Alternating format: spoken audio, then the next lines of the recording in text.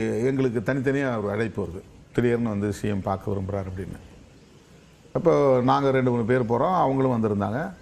அப்போ அங்கே ஒரு கருத்து வைக்கப்பட்டது. என்னன்னா, இது மாதிரி வந்து நம்ம அணியும் அதிமுக அணியும் சேர்ந்தால் நாமளே ஆட்சி அமைக்க முடியுங்கிற ஒரு ப்ரப்போசல் வந்துருக்குது. அதை எடப்பாடி அவர்களை வந்து முதலமைச்சராக முன்மொழிகிறாங்க. இதை பற்றி உங்கள் கருத்து என்ன அப்படின்னு. முதல்ல நான் வந்து சொல்கிறேன், இது திமுகவுக்கே பெரிய கேள்விக்குறியாயிரும், உங்களுடைய எதிர்காலமே சூன்யமாயிரும், இது நல்ல முயற்சி இல்லை அப்படின்னு நான் சொல்கிறேன்.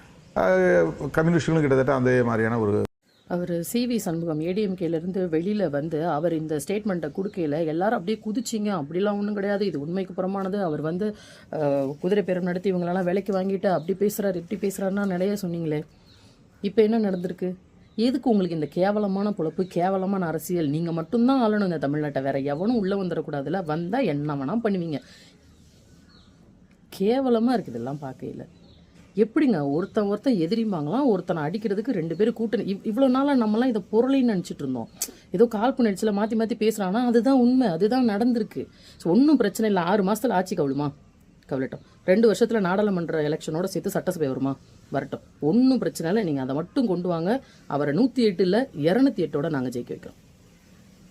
ரெடி ஆயிக்க மக்களே. அது மாதிரி ஒரு விஷயம் நடந்துச்சுன்னா அவரை மெஜாரிட்டியில் ஜெயிக்க வைக்கிறதுக்கு நாங்கள் பொறுப்பு, மக்களாகிய நாங்கள் பொறுப்பு. ஓகேவா? ஒன்றும் பிரச்சனை இல்லை. ஒருவேளை இதெல்லாம் உங்களுக்கு வந்து அவர் ஆட்சி பண்ணுறதையோ செய்கிறதில்ல உங்களால் பார்க்க முடியலை, உங்களுக்கு ரொம்ப ப்ரெஷர் ஆகுது, மன அழுத்தம் ஆகுதுன்னா பரவாயில்ல, ஆகிட்டு போகுது. ஆனால் கொஞ்சம் உடம்பு பார்த்துக்கோங்க. ரொம்ப மன அழுத்தம் அதிகமாச்சுன்னா ஹார்ட் அட்டாக் வந்துடும்.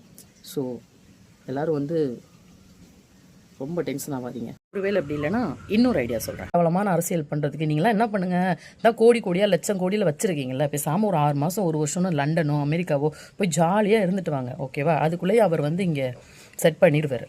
அதுக்கு மேலேயே அவர் பண்ணலன்னு தோணுச்சுன்னா அப்போ போர்க்கொடி தூக்குவோம். மற்ற நேரத்துலலாம் வந்து பேசிகிட்டு இருக்காதீங்க.